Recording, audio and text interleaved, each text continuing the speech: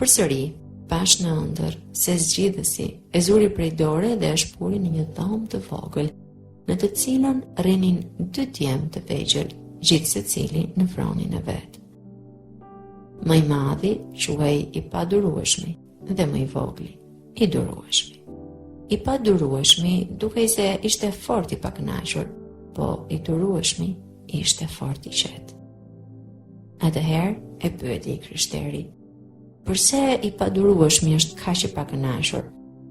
Zgjidhësi u përgjigj: "Sepse kujdestari i tyre kërkon të durojë e të presë për gjërat e tyre të dëshirueshme, gjerë në krye të vitit që vjen, po ky i kërkon që të gjitha tani.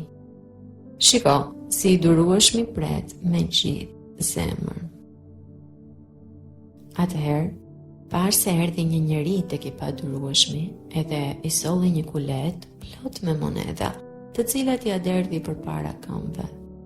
Si i pa këto, i padurueshmi i mblodhi duke u gëzuar dhe e përqeshte të durueshmin. Po për pak kohë, parse të gjitha i prishi, edhe si mbeti asgjë përveç ca leckave. Atëherë i kryshteri i tha zgjidhësit: "Zgjidh ma këtë punë më mirë e më holl." Edhe ai i tha: "Këta 2 djemë tregojnë njëri njerëzit e kësaj bote edhe tjetri njerëzit e jetës tjetër. Sepse sikundër i padurueshmi i kërkon të gjitha tani, do me thënë në këtë botë, kështu edhe njerëzit e kësaj bote i kërkojnë të gjitha të mirat e tyre tani, edhe spresin dot për pjesën e tyre gjerë motin që vjen, do me thënë jetën e përtejme. Fjala e urtë, më mirë sot se mot, ka më tepër pushtet mbi ata se gjithë dëshmitë e Zotit për të mirat e jetës së përtejme. Po sikundër i padurueshmi për së shpejti të gjitha i humbi, edhe nuk i mbetën përveç ca lecka. Kështu do t'jetë me të gjithë njerëzit e këtill në të mbaruarit e kësaj bote." Atëherë i kryshteri tha: "Tani vështroj se i durueshmi qen ka më i urtë, së pari sepse duron edhe pret për gjëra më të mira, dhe së dyti sepse do të trashëgoj me lavdi të mirat e tij, ndërkohë që i padurueshmi nuk do të ketë asgjë përveç leckave." Zgjidhësi tha: "Sepse lavdia e jetës së përtejme është e pambaruar dhe e pafishkur, ndërsa gjërat e këtushme janë për pak kohë. Prandaj i padurueshmi s'ka as të drejtë kur përqesh të durueshmin, sepse i mori më parë të mirat e tij, sa i durueshmi ka të drejtë të përqesh të padurueshmin, sepse do t'i trashëgojë të mirat më pas.